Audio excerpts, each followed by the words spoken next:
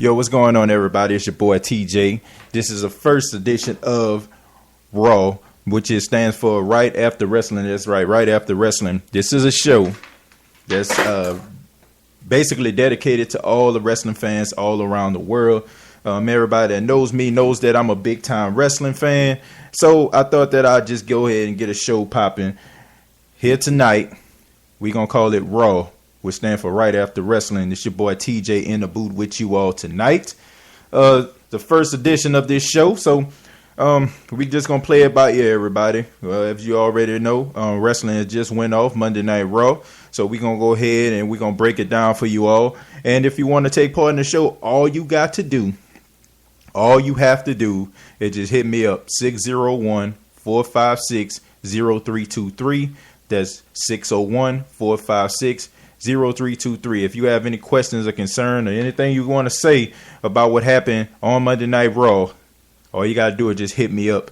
Without further ado, we're going to go ahead and start it off. Okay, the first segment that they had on Monday Night Raw, we seen Daniel Bryan making his way to the ring in triumphant form. You know, the Yes movement was in full effect. Standing in the ring, we see Brie Bella, the woman he just married 2 weeks ago. So, you know, it seems like WWE, you know, trying to make that, you know, a focal point. And I also heard them say that they were the new power couple. I'm gonna say this. You know, I like the fact that Daniel Bryan, you know, made his way to the ring. Everybody was so excited about Daniel Bryan. Everybody was excited to see him. You know, that was cool. But the fact that Brie Bella was in the ring with him, I ain't really like that too much. You know, I just feel like when you bring in those type of storylines, you know, into it, you know, it's like, you know, kind of breaking the fourth wall, so to speak. You know, I mean, I think that Daniel Bryan, everybody likes him. Everybody's behind him. He's completely over.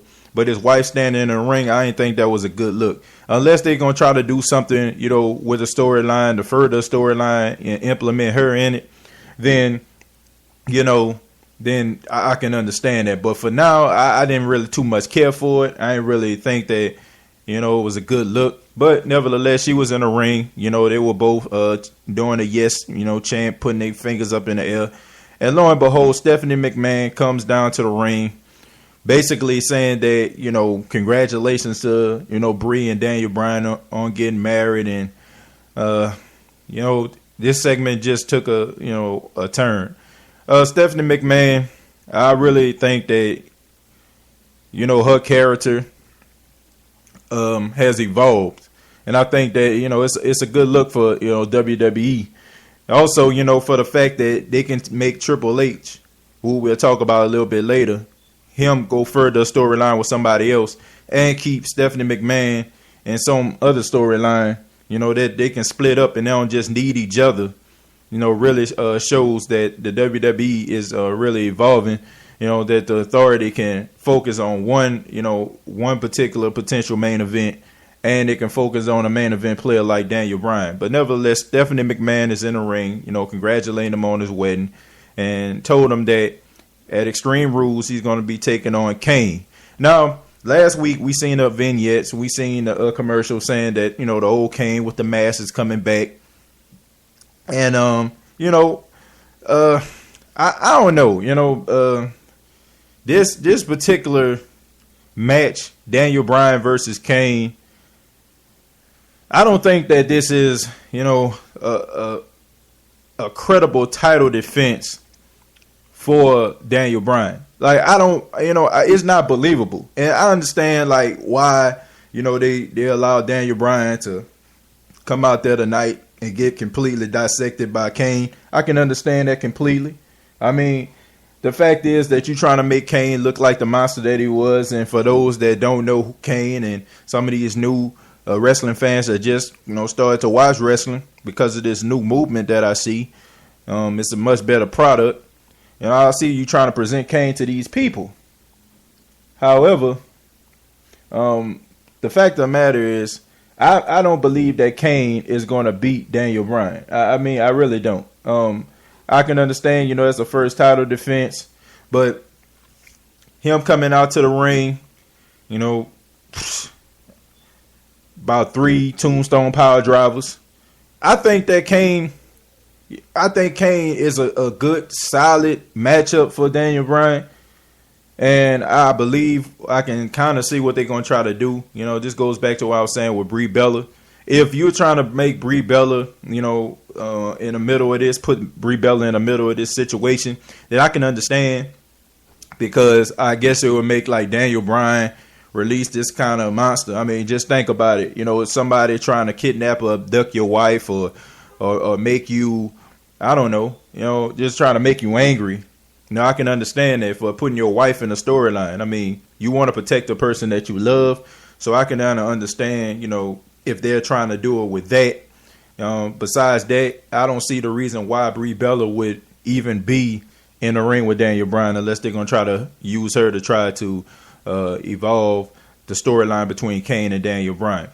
Once again, I don't believe that Kane is a main eventer at this stage of his career. I think that he, like Triple H is doing right now, is just there to try to further talent, can give solid, credible matches. I think that Daniel Bryan will beat Kane. I don't believe it. No matter how many times Kane put a mask on, or you take a mask off him, or you put that little white contact in his eye to try to make him a monster. Fact of the matter is, Kane is a little bit over the hill, past his prime. He still can put on quality matches, but I gotta say, I do not believe that Kane at this stage of his career can be the WWE World Heavyweight Champion. I don't see that happening. So I understand why. You know, they allowed Kane to come down there and just completely destroy Daniel Bryan to give him credibility to say and make everybody kind of believe that Kane can beat Daniel Bryan, but I don't see that happening. So first match that we had, let's talk a little bit about Sheamus versus Bad News Barrett. First thing first, I got to say that Bad News Barrett is completely over with the fans. I think that those little clips of those little, you know, vignettes and commercials and little promos that he did, we was talking about, you know, I got some bad news for you. I think it's complete lobo with the fans. And, you know, you can tell about why, you know, when he came out to the ring and, you know, when he does that little bull hammer, the whole boom thing. I think that he's over with the fans. I got to say this. He faced Sheamus tonight. He beat Sheamus clean, but we're going to talk a little bit about Sheamus. I think that you need to press the reset button on Sheamus. I think that Sheamus has had his day. Yeah, I think it should be his last day, I should say, as being a face. I think that he's not a baby face anymore. I mean, I don't think that his moveset has, you know, I guess switched over from heel to baby face. I like Sheamus more as a heel. I think Sheamus is a good heel. I don't think that he needs to be out there smiling and, you know, kissing babies and trying to crack jokes and saying fella and, you know, and all that kind of stuff. I look at Sheamus as completely a ass kicker, you know. So I think that what they need to do is take Sheamus and turn him into a heel. They need to completely press the reset button with him. Sheamus is not over with the fans anymore. And I think that the WWE needs to pay attention to that because Sheamus is probably by far one of the best workers in WWE, and you don't want to forget about him. I think that, you know, he needs to be a champion down the line. I don't think that the WWE has that heel, that, you know, that top heel where people can be like, man, you know, this dude here is a a-hole and I hate him. I don't think you have that. I don't think you have that, you know, with some of these people out here. I mean, but I will say this, it's coming in time into a new era where, you know, things are kind of changing. And I'm going to talk about that later on in the show. But nevertheless, Bad News Barrett versus Sheamus. Wade Barrett wins with the bull hammer. Completely fair, you know, a completely clean match. I think that it helps further the career of Bad News Barrett. I think that Bad News Barrett needs to win this tournament. I think that they need to do it because it seems to me like they put a lot of time and a lot of effort behind his promos and, you know, this whole bad news persona. They completely pressed the reset button. I think that Wade Barrett has probably had the reset button pressed more than any other superstar I ever seen. I mean, but at the same time, Wade Barrett has a tendency of getting hurt every now and then. He's been getting hurt, and those injuries and stuff, they add up. So my thing is, I think that Bad News Barrett, I think that he needs to win this tournament, so I can understand why they will allow him to beat Sheamus clean, because it makes him look more credible. I think that the match between Sheamus and Bad News Barrett, I think it was a good match. Two European smash mouth, I'm going to kick your ass type superstars. So I think that those two guys were completely great. I think they are really good, good performers. And Bad News Barrett, I got to give a shout out to him, man, because the last couple of weeks, even that match with Dolph Ziggler last week, I think that he probably put on two of the best matches, in the past 2 weeks that I've seen in quite some time. So shouts out to Bad News Barrett. And hopefully, he can get the momentum behind him. Hopefully he'll be a main event player. I like the fact that they're trying to bring prestige back to some of these championships like the Intercontinental title. The fact of the matter is the Intercontinental title, the United States title, tag team titles have basically been footnotes in the WWE for years. I like the fact that they're trying to put this tournament together, to try to bring it, the Intercontinental Championship back to life. But I just feel like this. The Intercontinental title, when I was growing up as a kid, the Intercontinental title used to mean something. Hulk Hogan and, basically was selling the tickets. Ultimate Warrior, rest in peace. Those were the guys that were selling the tickets. But the Intercontinental Champion, that was the guy that was putting on the best matches. That was the guy that was putting on the 5-star matches. That was the guy who was the workhorse. Even though, Hulk Hogan was out there telling kids to eat the vitamins, say the prayers and all, and all that kind of stuff like that.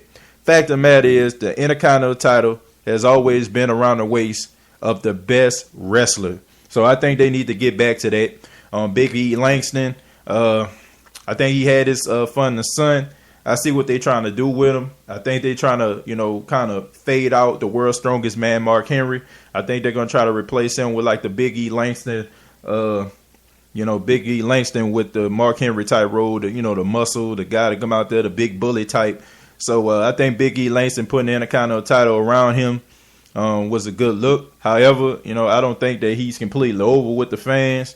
So the fact of the matter is, I think that by making Bad News Barrett the Intercontinental Champion, I think it'll bring prestige back to it because, number one, Bad News Barrett is a good talker on the mic.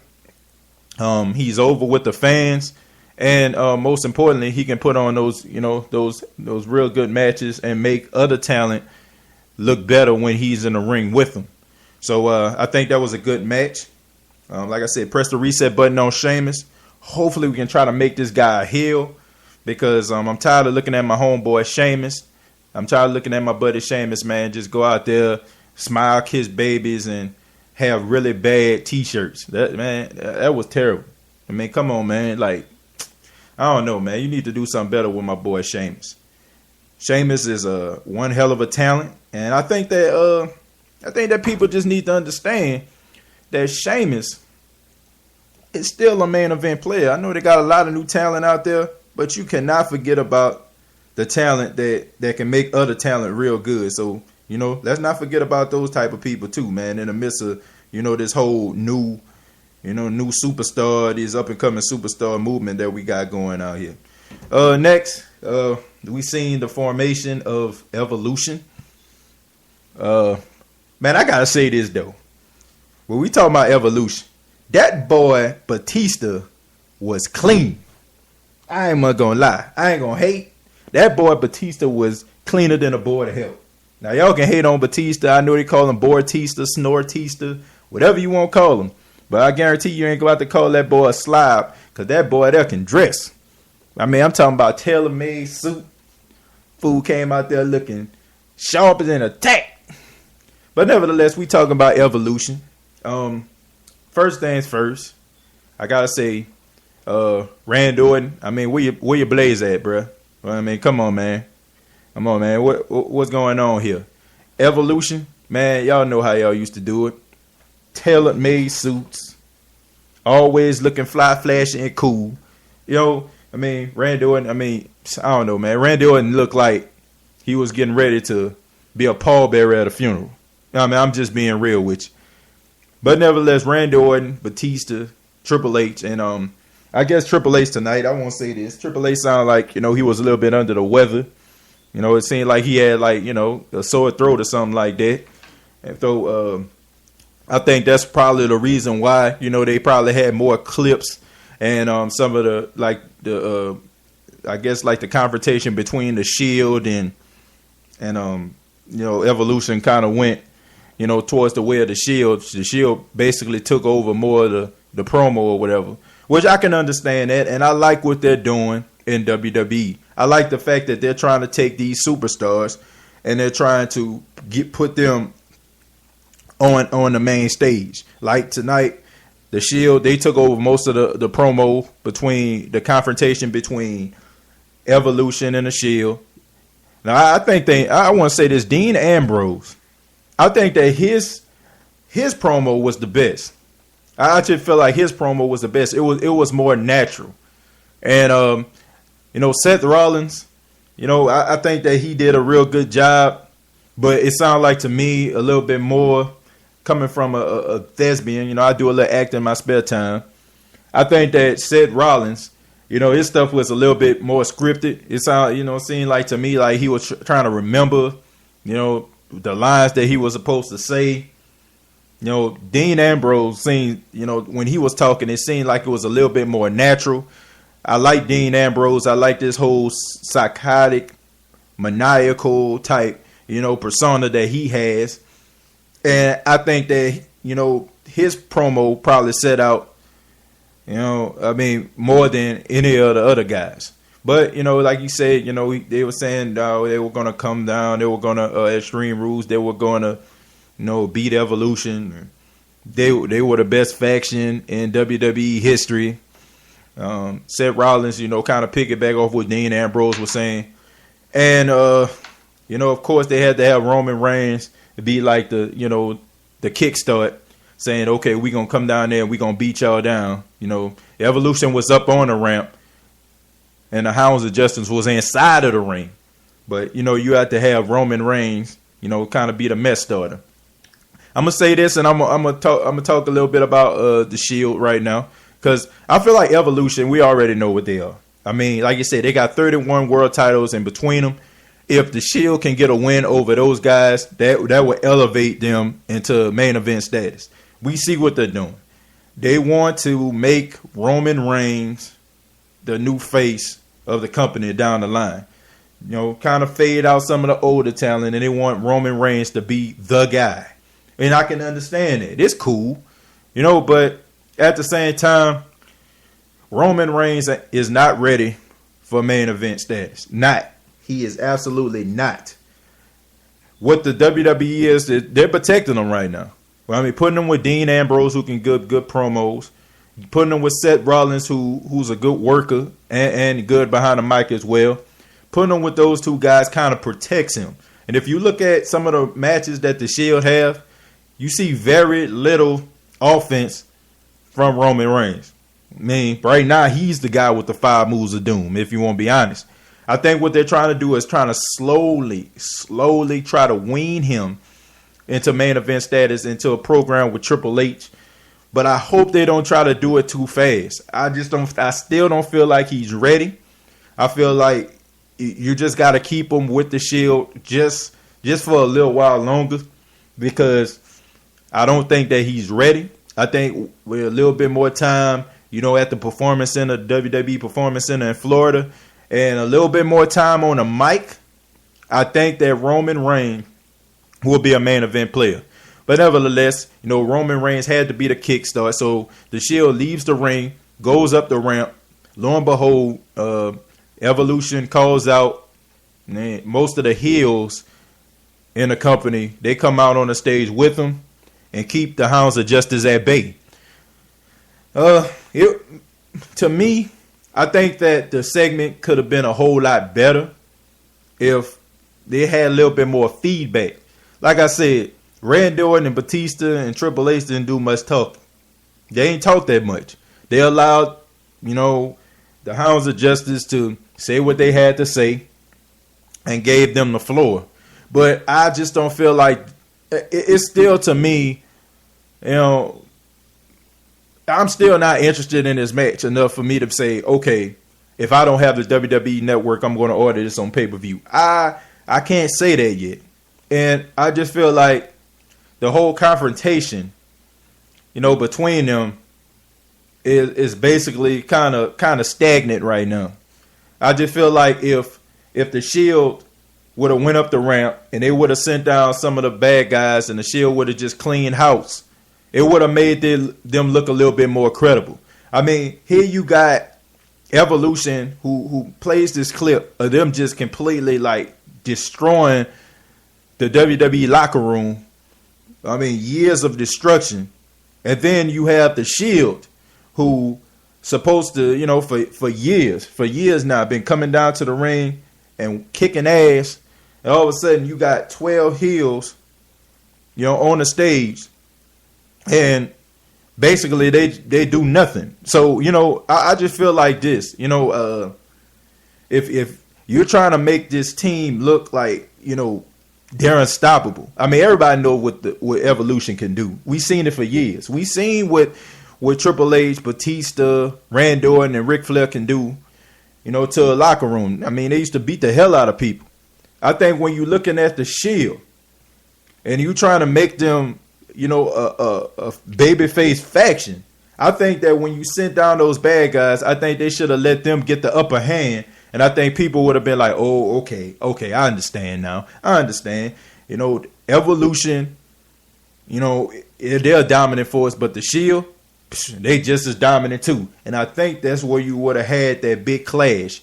But for them just to stay at bay, I just feel like if you're going to have some baby faces, they shouldn't be afraid of nothing. I guarantee you, if John Cena seen 12 men in the ring, he probably would have went down there and tried to fight everybody because they want John Cena to look, like this super invincible superstar. So I just feel like if you would have allowed the Shield to go up the ramp or sent those heels down there to fight them and let the Shield get the upper hand, then, I think that it would have made this program. It would have made this program a little bit more, a little bit better than what I'm seeing right now. Next match we had Emma Santino Marella versus Fandango and I don't know, Layla. I ain't gonna lie to y'all, man. Basically, I fast forward through this because honestly, man, come on, man. I guarantee you, people in the audience was getting popcorn too. I probably want to go get a glass of water. Honestly, I probably took that time to try to set up, me doing this show. Honestly, so I didn't really watch that match. I guess Santino and Emma won. I guess I'm looking at the phone courtesy of NoDQ.com. I've been a big fan of those guys for years. Shouts out to NoDQ.com. Basically, they suck.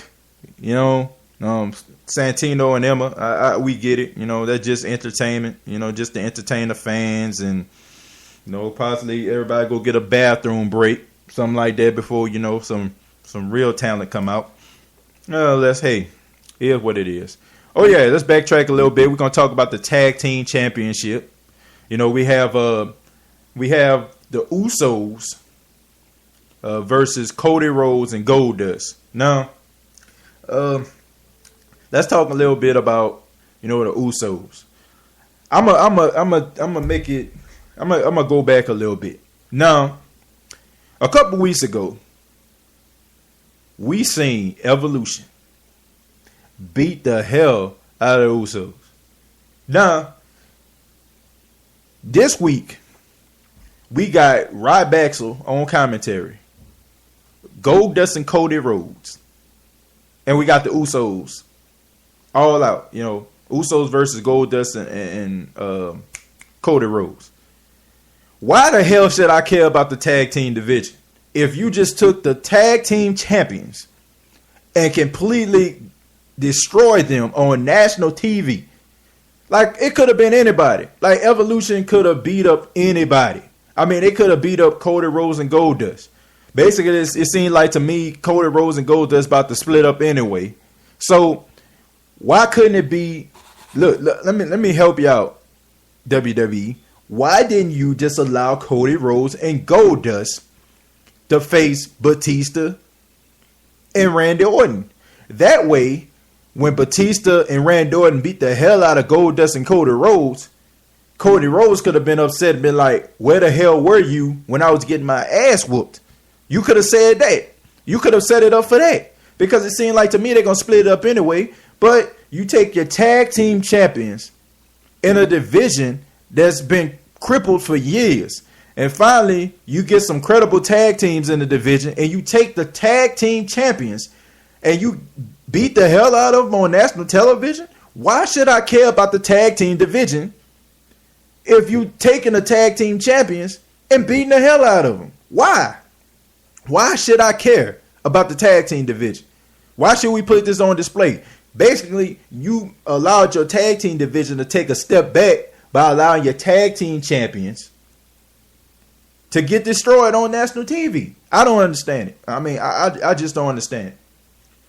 But, I mean, Cody Rhodes Goldust versus the Usos. The Usos end up winning the match. Jimmy Uso with the super kick to the face of Cody Rhodes. I mean, getting a pinfall. I'm going to say this, man. I know a lot of people in the back don't really care for Ryback. And I know a lot of people say his gimmick is kind of like Goldberg. But him on commentary was pretty good tonight. I like some of the stories that he had to tell. And it seemed like to me like he was pretty natural out there. And he seemed like he was pretty confident. More so than Curtis Axel, who I just feel like, man, it just over and done with him. I mean, when they took Paul Heyman away from him, basically that's like them saying, man, we done with you, bruh. But nevertheless, Ryback and Curtis Axel were out there on commentary. I think they did a real good job, especially Ryback. Had a lot of good stories to tell. And basically we see a division between Cody Rhodes and Goldust, which, I mean, it should have happened a long time ago. I like Cody Rhodes. I'm a Cody Rhodes fan. I feel like Cody Rhodes is basically very underrated as a superstar when he should be overrated. I had this feeling about Cody Rhodes when I seen him wrestle Rey Mysterio at WrestleMania a couple years ago. I think that they took that mask away from him a little bit too fast. I think, that whole dashing Cody Rhodes, I think that was an epic fail. But when he had the mask on, when Rey Mysterio hit him in the face, I think that they should have kept that a little bit longer because people were just starting to, get behind the whole Cody Rhodes with the mask, and then all of a sudden they take it away from him and have him tagging up with Goldust. Honestly, I felt a couple years ago, I thought that Cody Rhodes was going to, be a main event player, especially when he got fired by Triple H. I thought like, man, okay, man, they're going to fire Cody Rhodes. He's going to come back, going to be in a program with Triple H, and they're going to elevate him as a main event player. Didn't happen. The only thing they did was, give Cody Rhodes and Goldust the tag team titles. Why does Cody Rhodes need the tag team titles in this point of his career? I mean, he's been a WWE superstar probably like 5-6 years now. I mean, he had the tag team title, I don't know, with like 4 different people. So I think that, splitting up with Goldust, I think is a good look for Cody Rhodes. And hopefully, man, we can, see Cody do something, man. I hate to see talent that has a whole lot of talent and a whole bunch of potential and real good potential.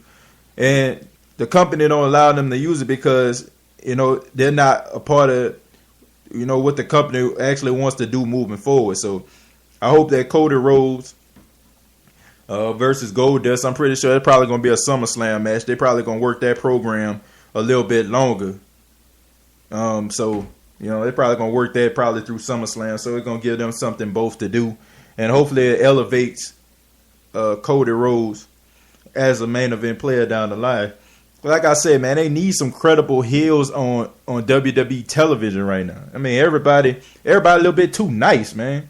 Everybody a little bit too nice. Everybody so clean cut. Oh, we cheering for this guy. He's a bad guy, but I'm cheering for him. Like, we need like one big bad guy who people can be like, man, I hate that guy, man. Why the hell is this guy on television? Like, man, I hate him. You know, we need that guy. I mean, where that guy at? I don't know. WWE, y'all need to find that guy. Los Matadors and El Torito versus Drew McIntyre, Jinder Mahal, and Hornswoggle. I like the fact that they found Hornswoggle something to do. However, I think that you need to stop with the whole Hornswoggle thing. I like the fact that they put Hornswoggle with 3MB. I know that a lot of kids, they love Hornswoggle. They like, the way he reacts with kids and everything like that. But let's start with the whole Hornswoggle thing. Like, let's give him a new name since he with 3MB. I don't know. Come up with a clever name that you can give him. I think that the fact that they have two, I don't want to call them midgets, but two height deficient, that's a good word, two height deficient superstars in WWE. I think that it gives Hornswoggle and El Torito something to do. I understand, it's just entertainment. I mean, this match was basically kind of make people laugh, but I don't think that, man. What was the point in my eyes? What was the point of allowing Los Matadors to have all those vignettes, weeks and weeks and weeks, like Los Matadors are coming, Los Matadors are coming, and put them in a program with 3MB? Like, why are they not in the tag team picture? Like, honestly, why are they not there? You spent all that money promoting these guys only for them to basically be in a circus match? I mean, basically, you just took a whole bunch of your time and haven't used it wisely. So why are they in this type of match? Basically, the whole match, I don't take away the fact that you want to elevate Los Matadors or 3MB. What I see is that you just want to make a confrontation between El Torito and Hornswoggle. I mean, you had a whole video of those two going at it. I mean, so basically, Los Matadors and 3MB are kind of lost in the shuffle. Honestly, I think 3MB need to go ahead and break up.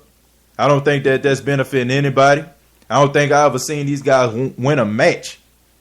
Honestly, I don't think I ever seen these guys win a match. So what's the point of them even being together?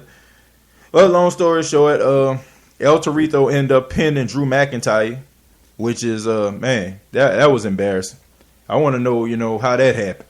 I want to know how Drew McIntyre allowed WWE management to say, okay, you're going to get pinned by El Torito tonight. Man, that's a bad look, man. Drew McIntyre, I remember a couple of years ago, he was a main eventer. And I think something happened between him and his ex-wife, and WWE kind of labeled him as soft. So, they kind of pushed him away from the main event picture. But I think Drew McIntyre is a good talent. I don't think that he deserves to get pinned by the likes of El Torito. Oh, come on, man. Come on, WWE. You ain't got to do your boy like that. That's like them saying, man, look, you ain't nothing to us. Look, you so sorry. We gonna let a midget, a height deficient man, pin you. You like 200 pounds bigger than he is, but we gonna let him pin you anyway. Bad look by the WWE. And Drew McIntyre, like I said, man, you gotta speak up for yourself, man.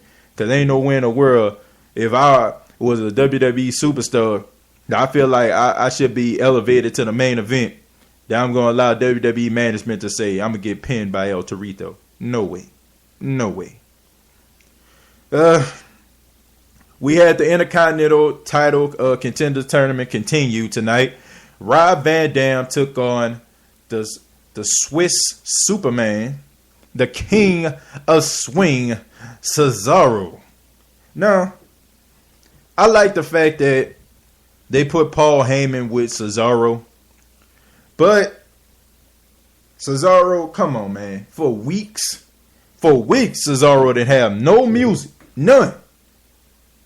And y'all gonna come up with something as generic as Cesaro theme music. Oh, man, that was terrible. That was the most man. That takes me back to Sergeant Craig Pittman and Cobra. That was terrible. Like, for weeks, For weeks, we heard this man come out to absolutely no music. He came out to no music. So basically, they was trying to, kind of get him some music together. But the music, to me, just doesn't match his demeanor. It really doesn't match his personality. And I just think that's an epic miss. I don't know, man. To anticipate theme music for 2 weeks and it's going to be that man music, come on, man. I do not see where that's going. I think that WWE management, I think y'all need to change Cesaro music. I'm just not feeling it. For weeks, you gonna anticipate, okay, man, this man gonna have some theme music, and it's gonna be new and revolutionary, and all of a sudden, you just come out to war sirens and I don't know, man, just the most generic music, man. Basically, the music just screamed Jabba to me. Basically, it's like some house music. You'll probably have a Jabba come down to the ring to get squashed in a match. Nevertheless, Cesaro makes his way to the ring. He takes on Rob Van Dam.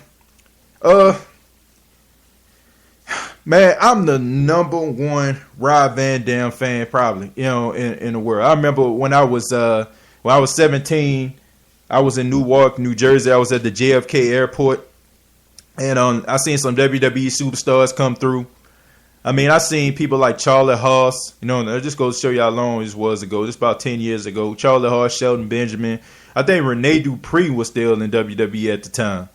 And Rob Van Dam, he was in there too. And I remember I walked up to Rob Van Dam and I asked him, for an autograph, and he kind of shied me away and said he was eating, which he was. He was eating some nachos. But after he finished eating, he allowed me to come over, and he gave me his autograph. And I kept the autograph for years. I'm a big Rob Van Dam fan, but Rob Van Dam just does not have it anymore. That match was so slow. That match was so that match was so scripted and it just wasn't calculated, man. It was just unorganized. It just seemed like that match just wasn't right or something. I don't know what it was. I don't know what it was. I don't know if they just weren't talking to each other in a ring or what. I don't know if they didn't get together before the match. But the fact of the matter is, Rob Van Dam just don't have it anymore. And I don't think at this stage of his career, I think he's like 41 or 42 years old. He just does not have that speed, that agility. I mean, he just looked like he was stiff, man. I don't know. Did he not stretch before the show? I mean, did he not do some pull-ups or something like that? Did he not go see the WWE doctors or something? Man, because the fact of the matter is, Rob Van Dam looked absolutely stagnant out there. And I don't think that was a good look for Cesaro. Here you had Cesaro. You had him in a real big match a couple weeks ago versus John Cena. From what I heard from some of the wrestling sources that we had, that he got a standing ovation coming to the back after the show. You allow him to break off his ties with Zeb Coulter, Jack Swagger, and the same night at WrestleMania, he goes in, he wins the Andre the Giant Memorial Battle Royal, body slamming the Big Show over the top rope. You got this man looking superhuman. You got the fans behind him. And you put him in a program like this with Rob Van Dam, which is absolutely stale. And I don't feel like nobody actually got, gained anything from this match. Nobody gained anything from this match to me. But nevertheless, Cesaro goes out there. He puts on the best show that he can. I just think that Rob Van Dam was kind of holding him back. And we see Jack Swagger come out with Zeb Coulter. Causes Cesaro the match. He loses by countout. He throws Rob Van Dam in the ring, but he just can't answer the 10 count because Jack Swagger pushed him to the ring post.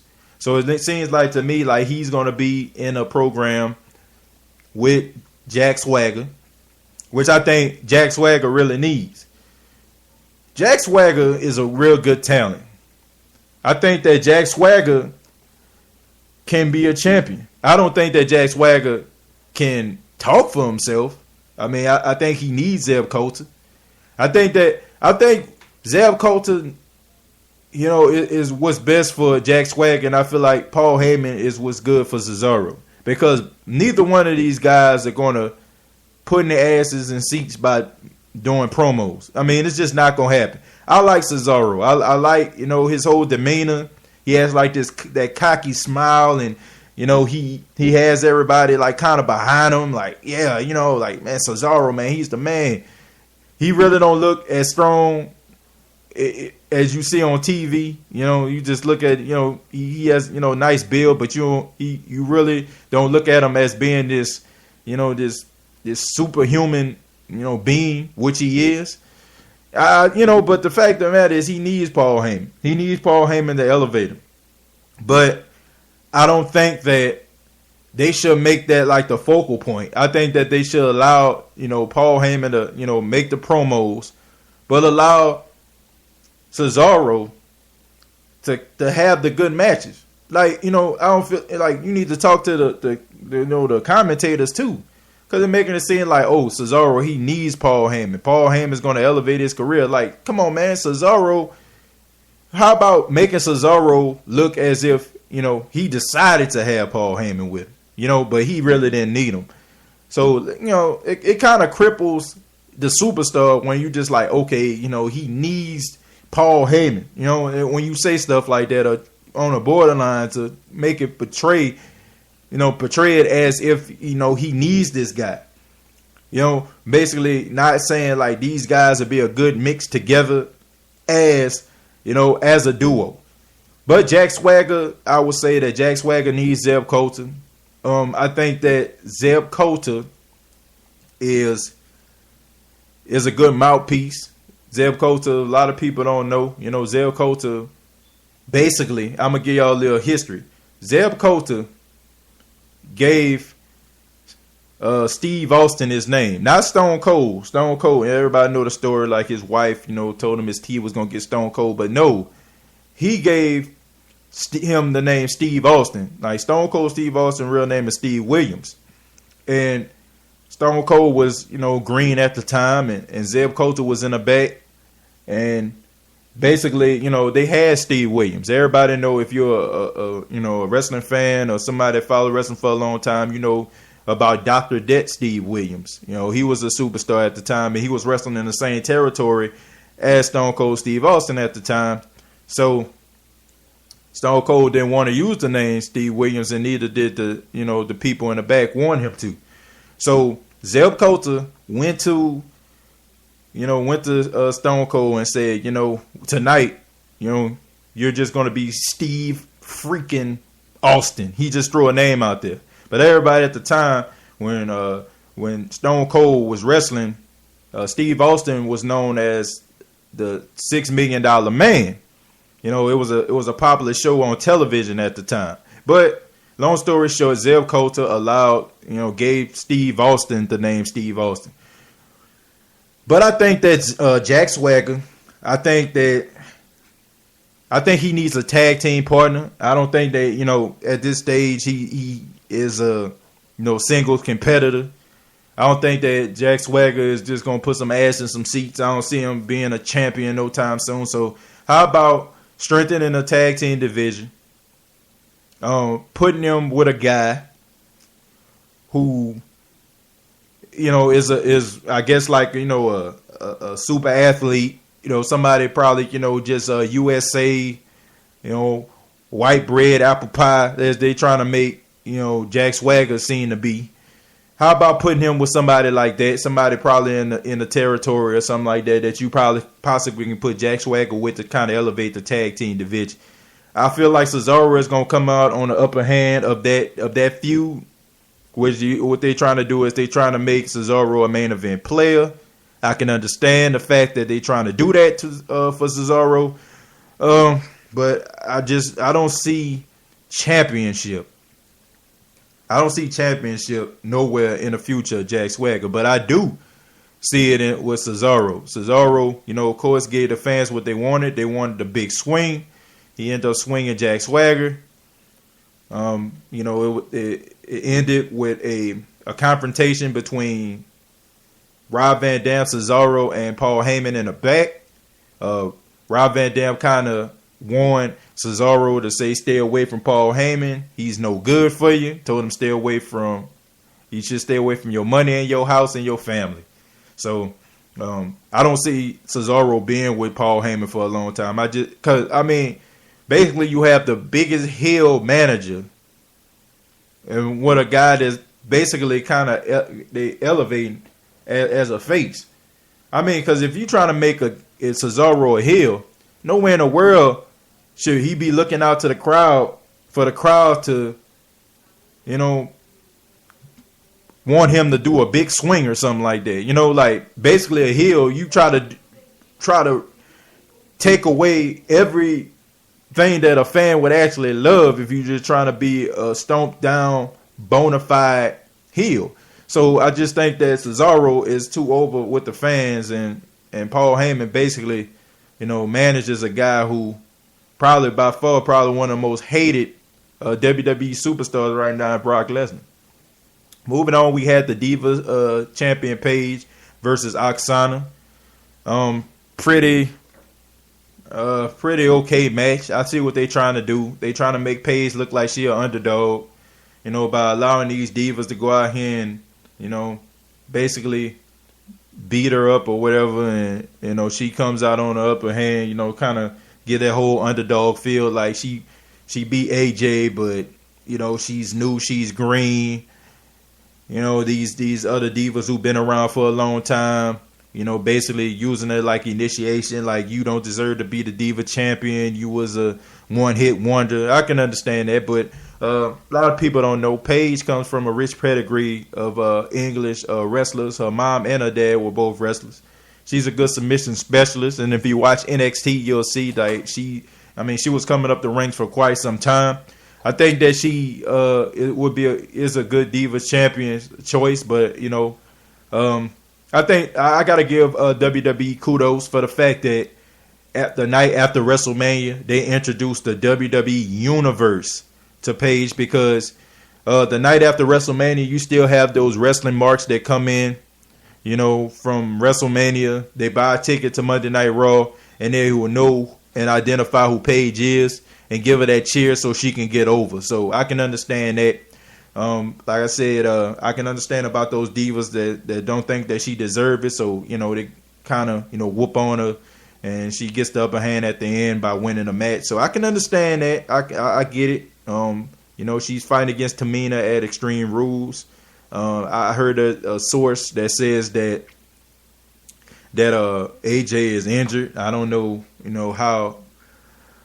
how credible that source is. However, she is wrestling Tamina at Extreme Rules, which I think that Paige will, end up winning a match, because I think that they have big plans for the Divas division when it comes to Paige and AJ. I think that program right there, they feel like it's going to be the next Mickie James versus Trish Stratus at WrestleMania. That was a big match at that time. So, I think that they feel like they got something there, and I think they feel like they can put some good matches on, minus the those divas who just basically just want to be on TV and just some eye candy that really can't wrestle really well right now.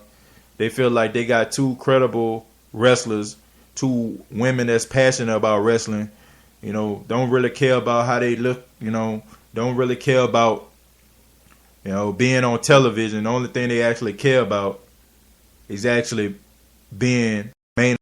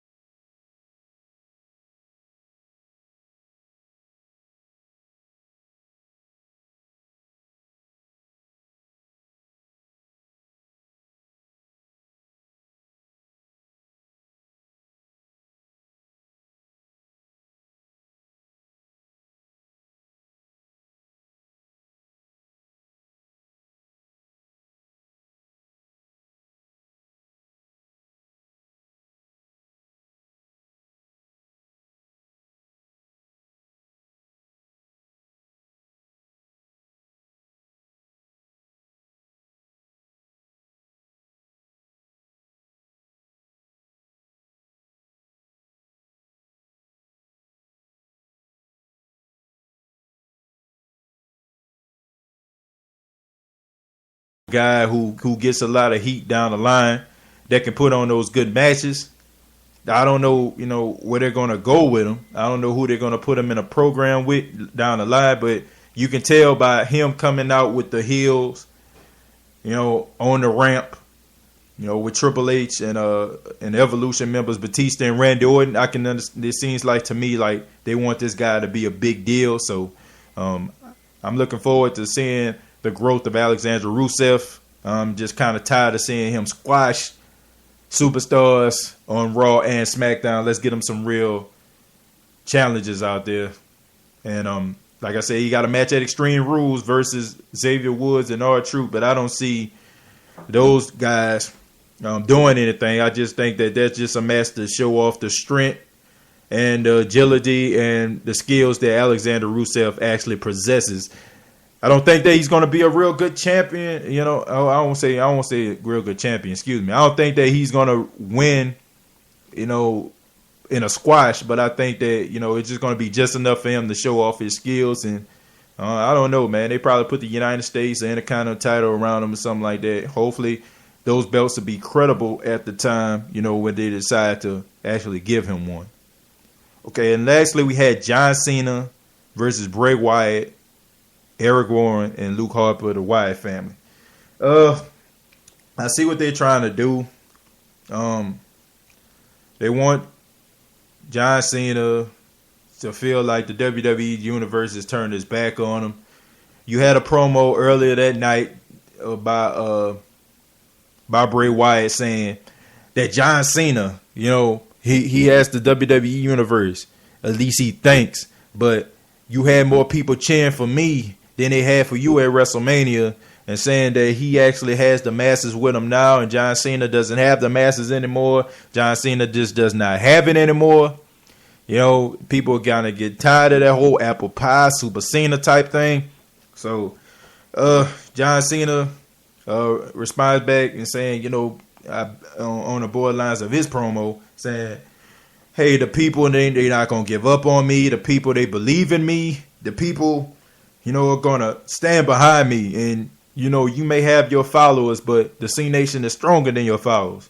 And lo and behold, 52% vote for John Cena to be in a match with all three members of the Wyatt family. And basically, it was a squash. John Cena was getting beat up most of the match. Of course, you were going to see John Cena kind of fight back. I got a problem with this match, though. This is my problem with the match. If it's a 3-on-1 match, right? How the hell did it end in a disqualification and nobody else come out there? How in the world can the referee end the match when all three members of all four members in the match took part in the match? How can they have a disqualification if nobody interferes? The Wyatt family was part of the match, right? So how did the match end in the disqualification? That's what I want to know. How the hell does that happen? But John Cena ended up, getting beat down. Show ends with Bray Wyatt saying he got the whole world in his hands in a very creepy manner. Bray Wyatt is so over as a character too. It's not even funny. And the pace and the speed of which he got over is just unbelievable. He's only 25 years old. He's a young guy. And I can really see Bray Wyatt being a champion one day. Because a lot of people may not realize this. Besides him putting on good promos, he puts on really good matches too. I remember the match. I feel like it should be in contention for match of the year when he wrestled Daniel Bryan at the Royal Rumble. That opened my eyes to say, man, this dude Bray Wyatt, that guy gonna be here for a while. And then when you had him in those matches with the Shield, those were some real good matches too. And then you had him in a match with John Cena. I think that's the reason why, Bray Wyatt is moving up the ranks the way he is, because he's such a good worker in the ring. He gives you good promos.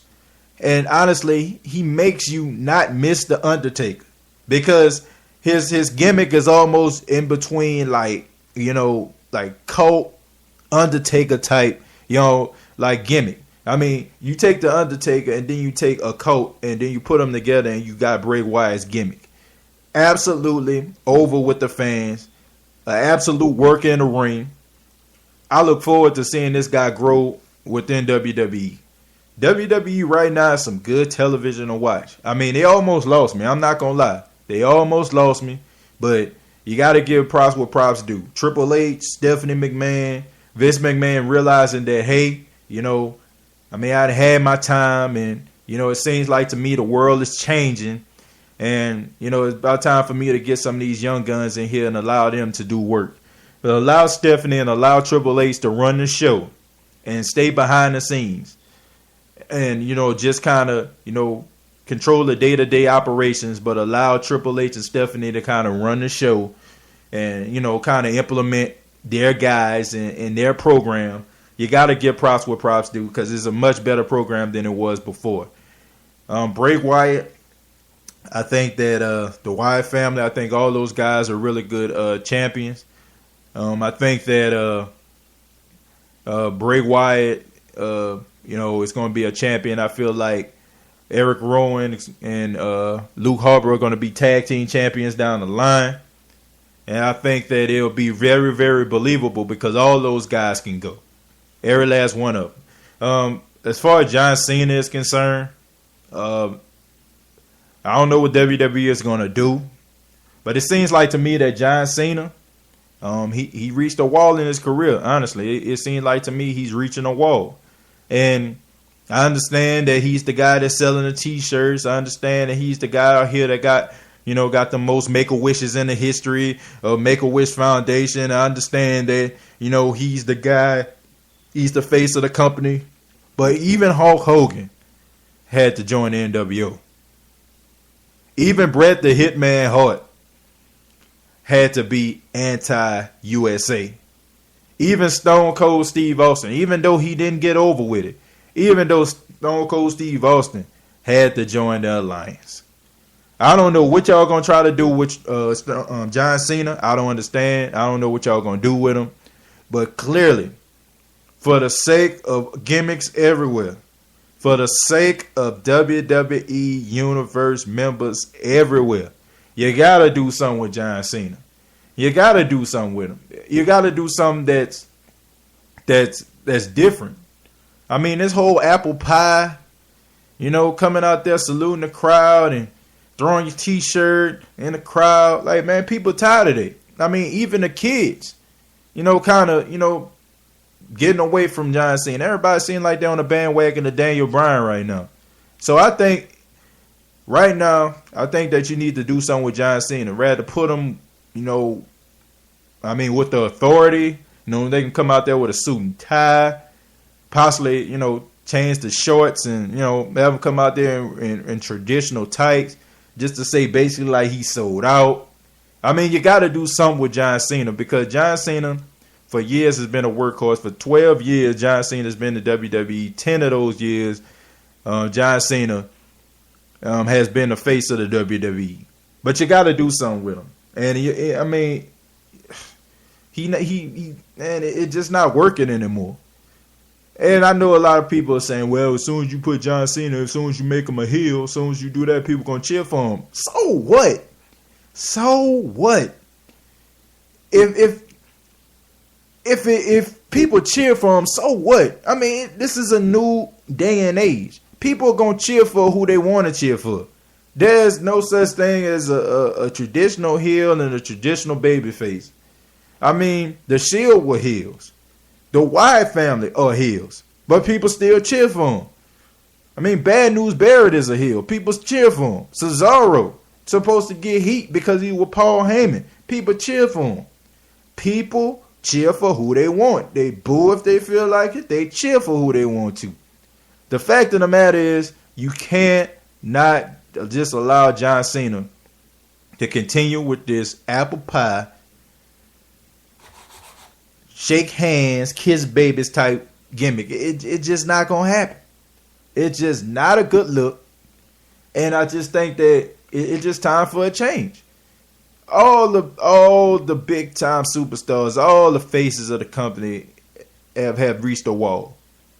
People got tired of the lame music, the whole, same old thing. I mean, people get tired of it. And like I said, you want to take this guy, you want to do something with him. I mean, especially like when you got somebody like Daniel Bryan, who clearly is the face of the company right now, and you can't deny that. You can make him look bad, and you can have him tombstone on some stairs, but the fact of the matter is, Daniel Bryan is the face of the company. Whether anybody like it or not, he is a bigger superstar, and right now, he is the guy that's putting the asses in the seats. And right now, it's not John Cena. So WWE, y'all got to do something about that. And I think that John Cena, might elevate his game, because right now it just seemed like to me like he just reached the wall. Even with his promos, it just seemed like it don't seem like John Cena just is on his game right now. And I think that you just need to give him something to do. I like the fact that John Cena is helping new and up and coming talent like Randy Orton and Batista, but you got to do something with him. I mean, put him with the authority. Let him come out there with a suit. Have him do some dastardly things. Let him put Daniel Bryan through a table. Let him just do some crazy stuff, man. Like every big time superstar, every face of the company at one time had to change it up because it was getting a little bit stagnant. So WWE just taking into consideration. Well, this has been a special edition. This has been Raw, which is right after wrestling on Dreadhead Radio, Spreaker.com. I'd like to thank everybody for tuning in tonight. If you got any questions or concern, all you got to do is just hit me up under my government name. Not my government, but my government name, which is Tim Jones. Also, reach me at TJ's Nitty Gritty. Also, if you have any questions or concern about the show, you want to call in. Once again, that number is 601-456-0323. We're going to try to do this every single Monday night. Also, like I said, this has just been a pilot episode. We're going to have people calling in. We're going to have wrestling insiders, people that watch the show. People that have been watching Monday Night Raw want to give their stance on the situation, and what happened and how they feel about your respective superstars. Like I said, this is just the first episode.